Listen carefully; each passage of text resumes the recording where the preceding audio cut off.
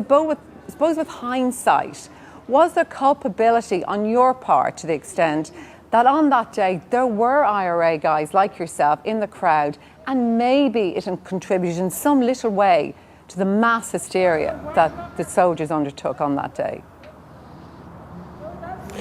No, I don't think that argument has any credibility whatsoever, Miriam. Certainly I was on the march, and there's actually photographs of me being on the march, and the allegation that was made that I was carrying a Thompson submachine gun, to be quite honest, is quite ludicrous. Anyway, he said in the course of his finding that he wasn't prepared to make a finding in relation to that, and words like probable and possible were used. He did go on to say that the tribunal was absolutely sure that I was not engaged in any activity whatsoever which would have justified the shooting of innocent marchers by the soldiers. Is today's report as good as it could get for, I suppose, the families, victims, Martin McGuinness? Because it is very strong by Mark Saville. Yes, I think it is very strong, and I think this has been a momentous day for Derry and for Ireland, and indeed for all those people who hold dear to them the concept of truth and justice.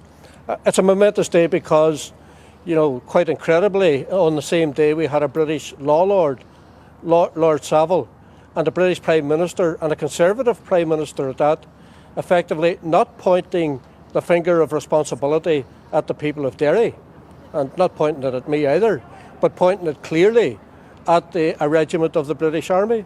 So in many ways it's a memorable day, and I think people in Derry who came here in a very dignified fashion to support the families were very struck by the generosity of words used by David Cameron, appropriately so, I believe. Mike Mansfield there is beside you. Look, you've worked for many years on behalf of the families there. From your point of view, obviously it probably is a superb result.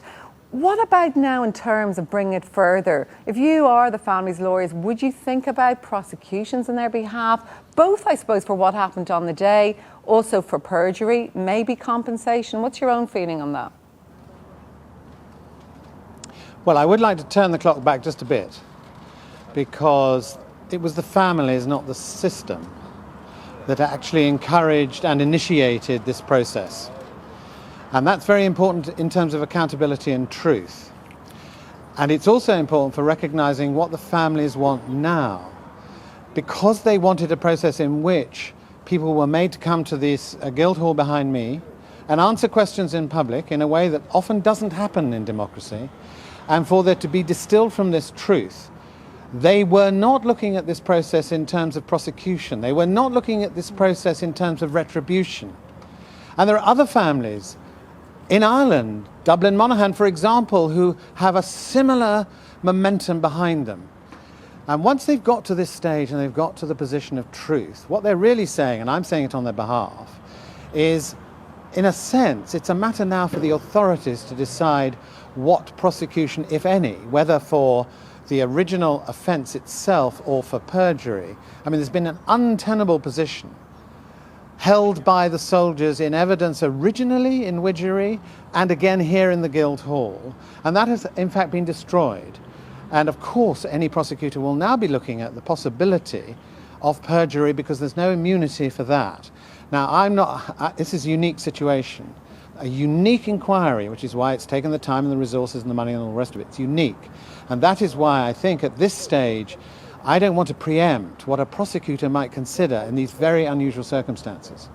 Okay, Martin, because one final question. I know, listening earlier to Gregory Campbell, I suppose there are a lot of people within the unionist community who maybe feel they never got an inquiry. I know they weren't, their loved ones weren't shot dead by the state forces, but maybe they feel they need a form of reconciliation. I think you feel that too, don't you?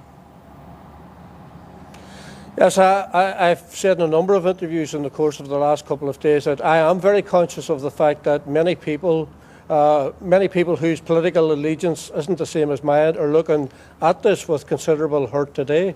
And I think one of the flaws of the peace process, which has been spectacularly successful in the course of the last 15 years, has been that we have not yet found a way where we can deal with the past. And we in Sinn Féin have made it clear our view that we believe that what is required is a fully independent international tribunal so that the concerns of those people, as well as the people from other sections of our community, can be taken on board.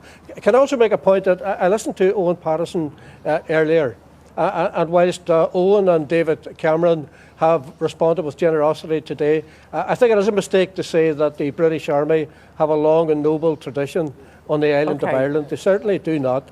Okay. Martin McGuinness, thank you very much for joining us. Mike Mansfield, thank you very much for joining us. And